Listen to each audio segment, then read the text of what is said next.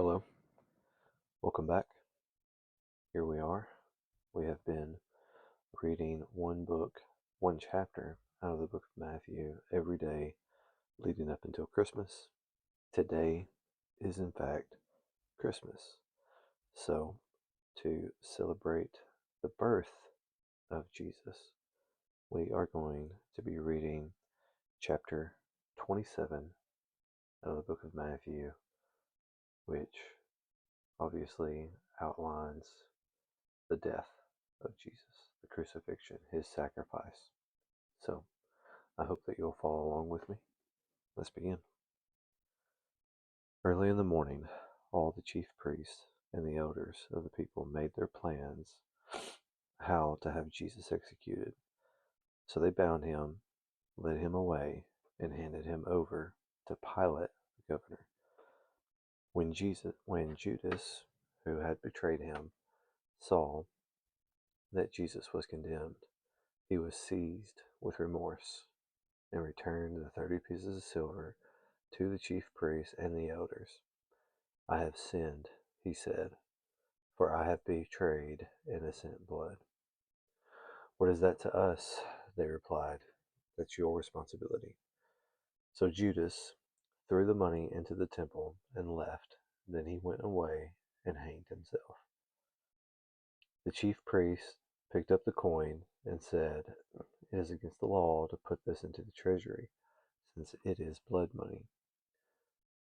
So they decided to use the money to buy the potter's field as a burial place for foreigners. That is why it has been called the field of blood to this day. Then what was spoken by Jeremiah the prophet was fulfilled. They took the 30 pieces of silver, the price set on him by the people of Israel, and they used them to buy the potter's field, as the Lord commanded me.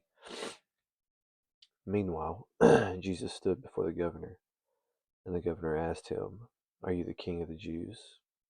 "You have said so," Jesus replied. When he was accused by the chief priests and the elders, he gave no answer. Then Pilate asked, "Don't you hear the testimony they are bringing against you?" But Jesus made no reply, not even a single charge, to the great amazement of the governor. Now it was the governor's custom at the festival to release a prisoner chosen by the crowd. At that time they had a well-known prisoner whose name was Jesus Barabbas. So when the crowd gathered, Pilate asked them, "Which one do you want me to release to you, Jesus Barabbas or Jesus who is called the Messiah?" For he knew it was out of self-interest that they had handed Jesus over to him.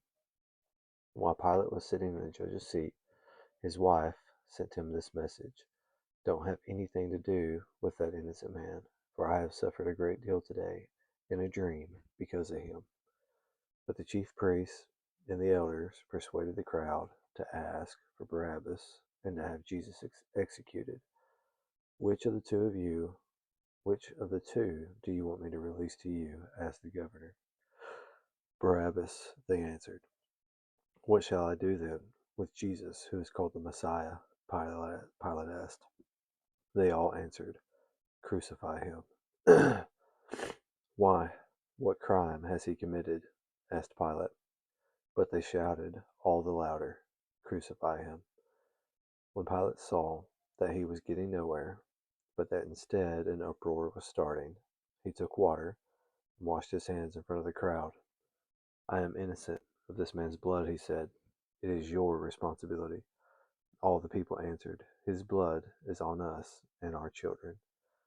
Then he released Barabbas to them, but he had Jesus flogged and handed him over to be crucified. Then the governor's soldiers took Jesus into the praetorium and gathered the whole company of soldiers around him. They stripped him and put a scarlet robe on him, then twisted together a crown of thorns and set it on his head. They put a staff in his right hand. Then they knelt in front of him and mocked him. "Hail, King of the Jews," they said. They spit on him, and they took the staff and struck him on the head again and again. After they had mocked him, they took off the robe and put his own clothes on him. Then they led him away to crucify him. As they were going out, they met a man from Cyrene named Simon, and they forced him to carry the cross. They came to a place called Golgotha, which means the place of the skull. There they offered Jesus wine to drink, mixed with gall, but after tasting it, he refused to drink it. When they had crucified him, they divided up his clothes by casting lots, and sitting down, they kept watch over him there. Above his head, they placed the written charge against him: "This is Jesus, the King of the Jews." 2 rebels were crucified with him, one on his right and one on his left. Those who passed by hurled insults at him, shaking their heads and saying, "You who are going to destroy the temple and build it in 3 days, save yourself. Come down from the cross if you are the Son of God." In the same way, the chief priests, the teachers of the law, and the elders mocked him. "He saved others," they said, "but he can't save himself. He's the King of Israel. Let him come down from the cross, and we will believe in him. He trusts in God. Let God rescue him now, if he wants him, for he said, 'I am the Son of God.'" In the same way, the rebels who were crucified with him also heaped insults on him. From noon until 3 in the afternoon, darkness came over all the land. About 3 in the afternoon, Jesus cried out in a loud voice, "Eli, Eli, lema sabachthani," which means, my God, why have you forsaken me?" When some of those standing there heard this, they said, "He's calling Elijah." Immediately, one of them ran and got a sponge. He filled it with wine vinegar, put it on a staff, and offered it to Jesus to drink. The rest said, "Now leave him alone. Let's see if Elijah comes to save him." When Jesus had cried out again in a loud voice, he gave up his spirit. At that moment, the curtain of the temple was torn in two from top to bottom. The earth shook, the rocks split, and the tombs broke open. The bodies of many holy people who had died were raised to life. They came out of the tombs after Jesus' resurrection and went into the holy city and appeared to many people. When the centurion and those with him who were guarding Jesus saw the earthquake and all that had happened, they were terrified and exclaimed, "Surely he was the Son of God." Many women were there watching from a distance. They had followed Jesus from Galilee to care for his needs. Among them were Mary Magdalene, Mary, the mother of James and Joseph, and the mother of Zebedee's sons. As evening approached, there came a rich man from Arimathea named Joseph, who had himself become a disciple of Jesus. Going to Pilate, he asked for Jesus' body, and Pilate ordered that it be given to him. Joseph took the body, wrapped it in clean linen cloth, and placed it in his own new tomb that he had cut out of the rock. He rolled a big stone in front of the entrance to the tomb and went away. Mary Magdalene and the other Mary were sitting there opposite the tomb.